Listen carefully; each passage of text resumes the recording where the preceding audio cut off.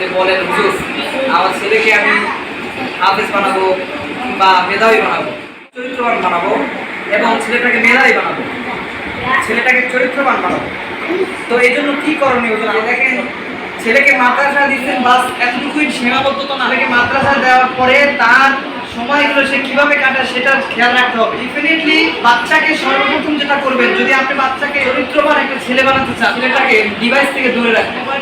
Television এইগুলো নিয়ে বাচ্চা পড়া তার জন্য ডিফিকাল্ট এবং ডিভাইস বাচ্চার মেধাকে নষ্ট করে দেয়। কারণে বাচ্চা হাফেজ হতে পারছে না, চরিত্রবান ছেলে হতে পারছে না, সৎ হতে পারছে না, বাচ্চাটা মেধাবী হতে পারছে না।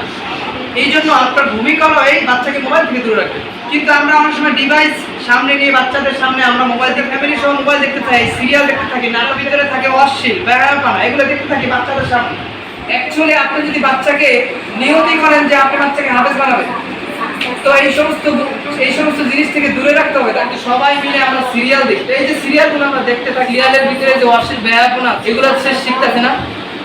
এইগুলো শিখে বাচ্চাটা এগুলো যখন দেখে, চোখে দেখে, তখন এক পর্যায়ে তার সামনে আইসা পড়ে। মানুষ যেটা বেশি দেখে, ফলো করে বেশি, ওইটাই সে বেশি মানার চেষ্টা করে। বাসা হাফেজ হয়েছে, মাদ্রাসা হাফেজ হয়েছে, বাসা হাফেজ হয়েছে, চরিত্রবান হয়েছে, এর পিছনে ভূমিকা কি? ভূমিকা মানে নিতে তাদের বাচ্চাদেরকে কোনো মোবাইলই দিচ্ছিল না। এই কারণে তারা বাচ্চারা পড়ালেখা অনেক উন্নতি হয় দ্রুত সময়ের মধ্যে। সাহাবীদের ঘটনা তো অসংখ্য, একবার শুনতো সেই জিনিস আর তারা ভুলতো না, তারা দ্বিতীয়বার সেই জিনিসটা পড়া লাগতো। অশ্লীল কোনো জিনিস থেকেই তারা চোখকে এমনভাবে বিরত রাখতে হেফাজত করতেন, এমনভাবে যে যাতে তার দ্বারা কোনো গুনাহ বা অশ্লীল কোনো ব্যায়ামপানা চোখে যেন তার না দেখা হয়।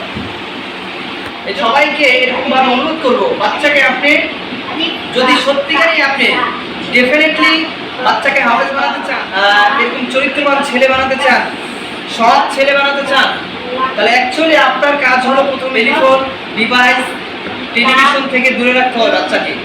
আদারওয়াইজ এটা সম্ভব হবে না। তো আজকে এই পর্যন্তই, আপনার চ্যানেলটাকে আজকে এই পর্যন্তই। সবাই ভালো থাকবেন, সুস্থ থাকবেন, আল্লাহ হাফেজ, আসসালামু আলাইকুম।